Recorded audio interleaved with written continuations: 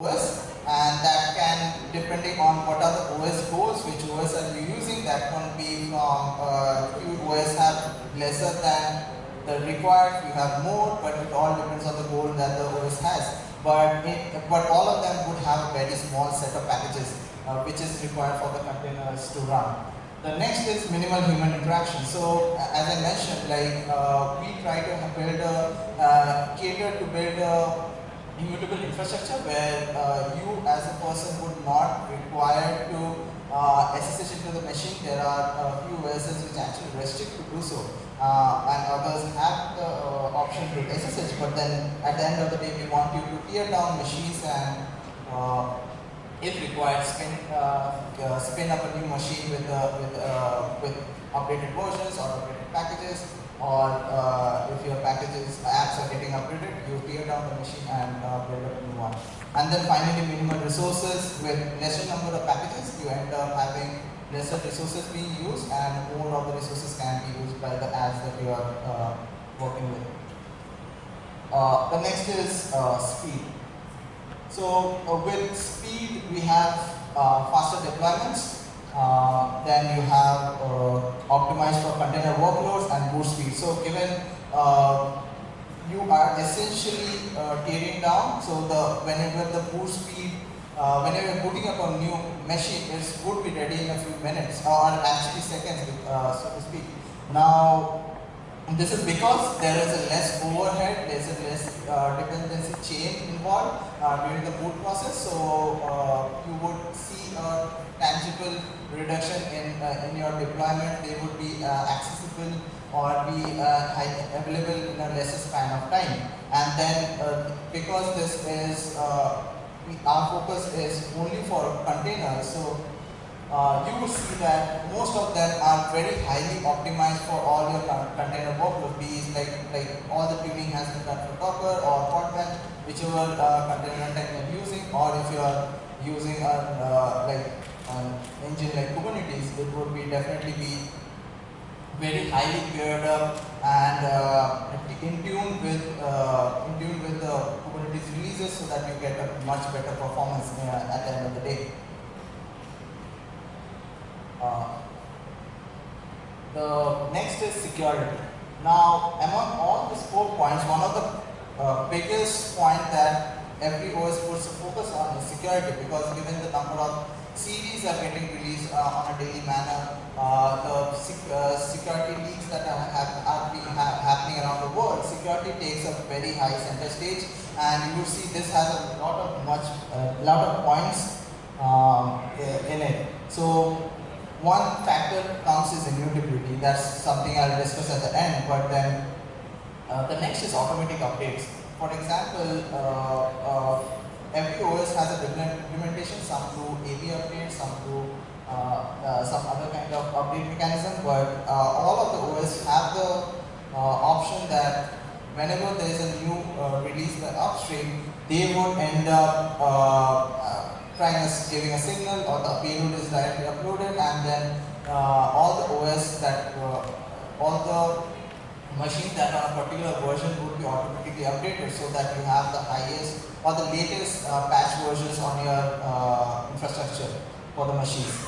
The next point is reducing the attack surface. This essentially happens because when you have a lesser number of packages in your OS, essentially we have a lesser attack surface. The reason is there are lesser packages that would have faulty areas, and also because this is immutable, we see a sharper drop in the number of CVs that we need to attend to. Now, this is one of the target areas for most of the container OSs, that they keep this small, so that your infrastructure is usually more secure than the normal traditional OSs like suppose Ubuntu, Fedora, or others. Now, one thing I noticed while building this talk was that I actually gave a similar talk in 2019, the last Moshe came to, and it was for desktop. Now, I saw that the points which I mentioned was these 3 last points were kind of the same thing I mentioned in my previous talk, because if you categorize container OSs, they can be broadly divided. I'm talking about infrastructure here, but it can be broadly divided into desktop as well. There are a few desktop container OSs as well, which you can use your day-to-day laptop on that. And finally, then you have the secure container runtime, as I mentioned, with the in-tuning happening for the various container runtimes. We try to have the latest container runtimes in all with the container OSs. And finally, the principal leaves privilege maintaining so that whichever services or users, whichever access that is required, they only have that access or access. And finally, is immutability.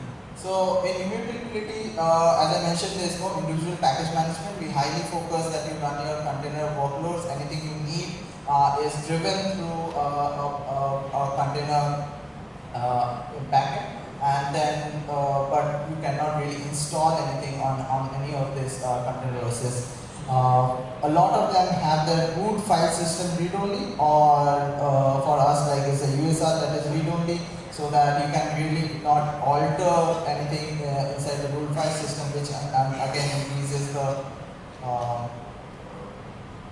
security of the OS overall. And then during the updates, whenever there is a new update, it automatically updates. But what if there is an issue? Suppose something broke down in between. So what do you do in that case? So it has, most of the OSs have atomic rollbacks and updates. So it tries to update the OS, and if there is a failure mode, it is done by a different, all the OSs approach it in different manners, but at the end of the day, the result is that if something fails, it would re-roll back to the previous version, the stable version, and then you will not even see a thing. Suppose there is an update on a Friday evening, if there's any breakage, you would even see a thing, and it would update to either the next stable version, and if something fails, it would re-roll back to the previous one. Single version identifier. Now, so for example, in Flatcar, so we really don't have multiple versions. At any given point of time, it will be only one version that is getting attested. So we have an epoch time for when CoreOS started their first release, which was July 1st, 2013. Since then, we have been doing various releases. So each of them have like a single version identifier. So each OS would just pinpoint to one version. And then with the immutability, one great factor is it again reduces a lot of attacks. Like in 2019, we had a RASI vulnerability which was totally not affecting the container OSs because the way how it operates, and immutability was one big factor there. Now, coming down to the OSs that are there in the market. So as I mentioned, we have Flatcar, which I'm part of. We have Talos, we have Fedora CoreOS, we have MicroOS, we have BottleRocket, and we have Photon. Now, these are the few container OSs that are out there, and people use it on a daily manner. But they are architecturally very different, though they imply all the fundamentals that I discussed now, the minimalism, security, speed. But how they implement is different for us. So, just to give you an example, so Flatcar has this release policy of maintaining 3 channels, which is alpha, beta, stable, whereas Fedora CoreOS does it via streams, which is a testing stream, and then they have a production stream. Or for example, suppose you have the provisioning can be, so Flatcar, Fedora CoreOS, these all use provisioning agent for, like there's a software called Ignition, so we use that, but some other OS would use a different mechanism. Then for Flatcar, you would need to, you have the, like the USR is locked on, but then for others you would have the root system locked on as well. And then there are a few OSs which have SSH also blocked, so you cannot really SSH in. Like for example, Talos is very interesting because you have an API to manage your workloads as well. Yeah.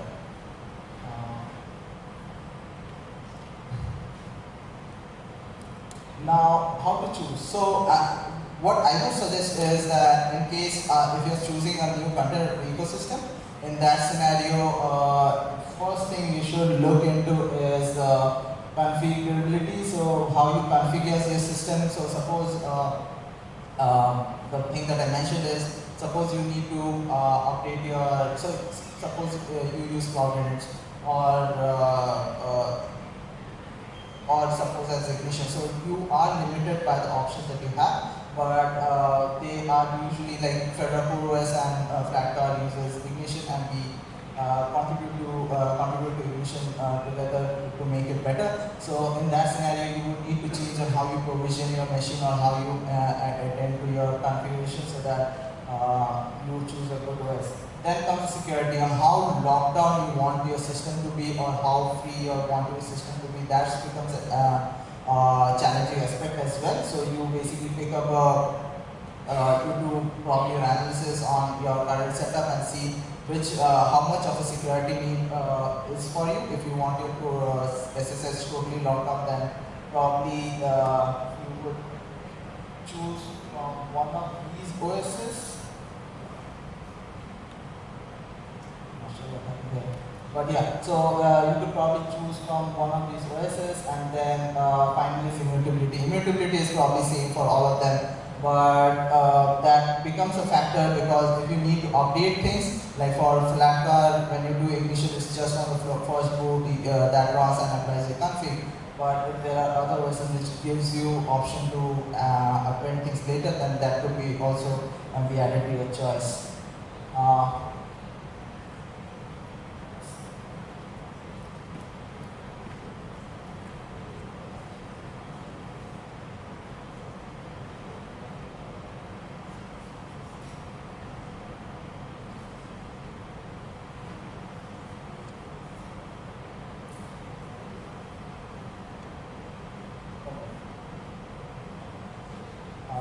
So yeah, so as I mentioned, as I worked with the Flatcar container Linux team, so I wanted to give a small introduction about Flatcar container Linux. So it's an OS that was spawned out of, it was forked out of by Kinfolk, forked out of container Linux, which was maintained by CoreOS, and then after it being AUL, we have implemented a lot of features in there. We actually quite went side stream, and the way we see things or the kind of the architecture what container Linux has been totally changed to what Flatcar has. Like we are working on to build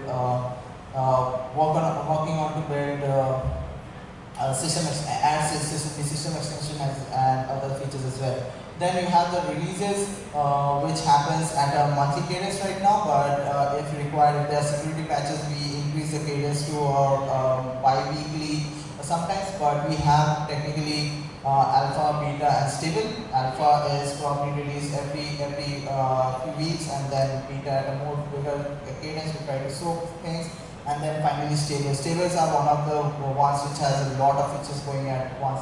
And then we maintain 18-month cycle for LTS. We release every year, but the support cycle stays there for 18 months. So yeah, and this was a requirement because with LTS you try to find some stability there. So this also becomes a choice. Like if you want more stability, so MTA Flatcar LTS becomes a good choice for you. And next is provisioning. So the provisioning for Flatcar happens through Ignition, and it's a first and boot only thing. So you have Butane and Ignition working in parallel. So you can have configs, which actually helps you. It's a provisioning agent, so you can really set up your system and then reuse it again and again to have the same system at the end of the day. And then on the immutability and security aspect, so we attend to like our security cadence is we give a very high focus to security. So we try to have a very high cadence for any of the security fixes that are or the CVEs are released, and we try to do a release whenever there is very high maintenance security that needs to be taken care of. And the last one is it got messed up, but the availability of the cloud providers. So we have a lot of cloud providers that we support, and we keep on adding more and more cloud providers every day. You could see Flatter on DigitalOcean. So we have a server where we host all of our images. If they are not on marketplace, so you can take those images and upload them to the cloud providers. But if they are on marketplace, we are there on like Azure Marketplace, we are there on GCP, we are there on AWS, and more that we have been working on. We recently, I guess we had Lightbox. And the other thing is, the last thing I would talk is about the community, because it's an open source project, and it's growing day by day. We have, if you are looking to contribute, so we have open office hours every month, and it's on the 2nd of Wednesday, and a developer sync meeting that happens so that you can directly interact with your developers, with the developers on the team, and these are to cater to any of the needs that the community is having. And if you're looking to contribute, we are available on Matrix, where you can directly talk with us. So just to give a list of the things that we have, so the flatcar.org releases shows all the releases. You can just go to flatcar.org, which would have all the information for you, and the GitHub repo is flatcar/flatcar. Documentation is there on Flatcar docs, and we actually built a tutorial because the whole container OS concept is pretty new. So we built a tutorial around it, which is a 4-step process, and you could read it and follow it on your local machine, which is Flatcar tutorials. And then finally, our communication channels are, we do office hours on our Flatcar Jitsi server. So every month on 2nd Wednesday we meet. You could find it on GitHub discussions, and then we are there on the Flatcar Matrix. If you have any issues, you can directly drop on that channel. We are also there on Kubernetes Labs, is found Flatcar, and if you have any questions related to Flatcar, you can directly jump in there. So now time for questions. We have time for questions. Any questions that we have?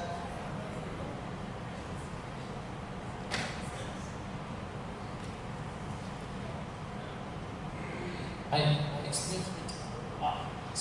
experienced with the people are a little bit shy in the big hall to ask the questions, but I got a question from the back. Sure. And somebody said they saw this slide from you with immutably, and they weren't very clear what it actually means, and if you could explain this very shortly. Yeah? That's a very good question. I don't know if you can go back to the slide. Oops.